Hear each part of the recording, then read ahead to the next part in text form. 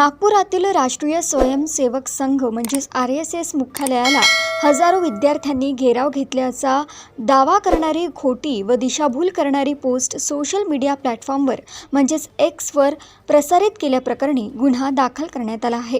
पोलिसांनी तात्काळ या पोस्टची पडताळणी केली असता संबंधित दावा पूर्णपणे खोटा असल्याचे निष्पन्न झाले।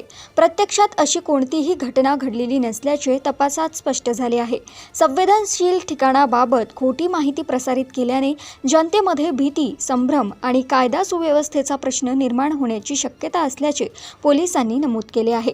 या प्रकरणात संबंधित सोशल मीडिया खात्याची माहिती संकलित करण्यात येत असून पोस्ट कोणी आणि कोणत्या उद्देशाने प्रसारित केली याचा तपास सुरू आहे।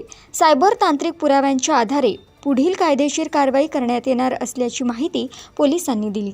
याच्यामध्ये RSS हेडक्वार्टरवरती प्रोटेस्टांचा मोर्चा असा एक व्हिडिओ वीज पुनीत या एक्स अकाउंटवरून प्रसारित केला जात होता आणि त्याच्यामध्ये अशी कुठलीही घटना घडली नसताना सुद्धा असा एक संविधान चौकामधला तो व्हिडिओ त्यात पोस्ट करून प्रसारमाध्यमात पोस्ट करून सदर बाबतीत कुठेतरी कायदा व सुव्यवस्थेचा प्रश्न निर्माण करून आणि लोकांना कुठेतरी भीतीदायक अशा स्वरूपाचं दाखवून घटना घडल्याची दाखवून लोकांमध्ये एक अशांतता निर्माण होईल अशा उद्देशाने हा व्हिडिओ प्रसारित करण्यात आलेला होता आणि त्याच्या अनुषंगाने आपण संबंधितावर गुन्हा दाखल केलेला आहे।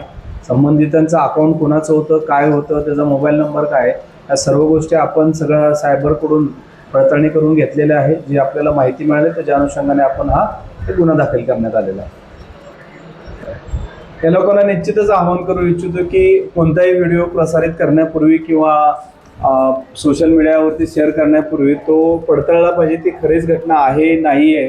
आणि असे जर व्हिडिओ असे खोटे पोस्ट कराल किंवा त्याचा प्रसार कराल तर त्याच्या अनुषंगाने निश्चितच पोलीस कारवाई करेल, प्रशासन कारवाई करेल।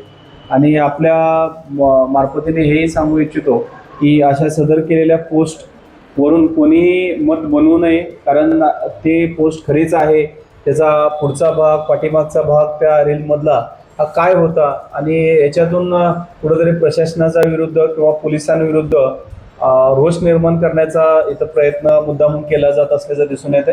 तर सर्वांना जे इंस्टाग्राम यूज करतात, व्हॉट्सअप यूज करतात, फेसबुक यूज करतात यांना हीच विनंती आहे की आधी ते व्हिडिओ पडताळला पाहिजे, घटना पडताळली पाहिजे, नंतरच त्या कमेंट्स आणि ते शेअर केलं पाहिजे।